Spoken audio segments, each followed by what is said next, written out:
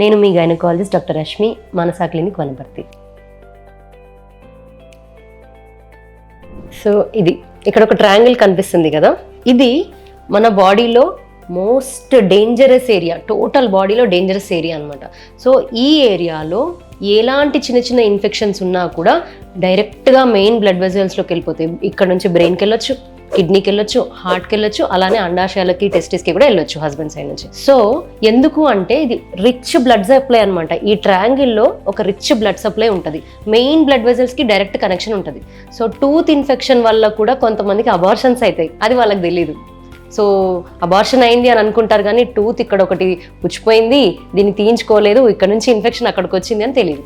So dental hygiene అనేది చాలా important. యూఎస్లో, అమెరికన్ కంట్రీస్లో అక్కడ ఇక్కడ ఏం చేస్తారంటే ఇన్ఫర్టిలిటీ ట్రీట్మెంట్ తీసుకునే కంటే ముందు డెంటల్ విజిట్కి వెళ్తారు, డెంటల్ హైజీన్ బాగుందా లేదా అని చూసుకుంటారు అనమాట.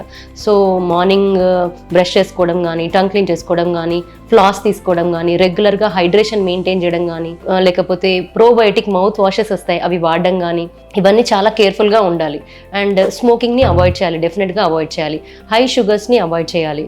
సో ఇవన్నీ చేస్తూ కూడా మనకి ప్రాబ్లం ఉన్నా లేకున్నా డెంటల్ విజిట్స్కి వెళ్ళడం అనేది చాలా ఇంపార్టెంట్. ఫర్టిలిటీలో డైరెక్ట్గా మన టూత్ ఇన్ఫెక్షన్ స్పర్మ్లోకి వెళ్ళొచ్చు, స్పర్మ్ కౌంట్ తగ్గొచ్చు, దాని యొక్క స్పీడ్ తగ్గిపోవచ్చు, లేదా డైరెక్ట్గా ఫీమేల్ సైడ్ నుంచి ఇన్ఫెక్షన్ వెళ్ళేసి అబార్షన్స్ అయ్యే ఛాన్సెస్ ఉండొచ్చు, ఫర్టిలిటీ తగ్గిపోవచ్చు, అసలు ప్రెగ్నెంటే కాకపోవచ్చు.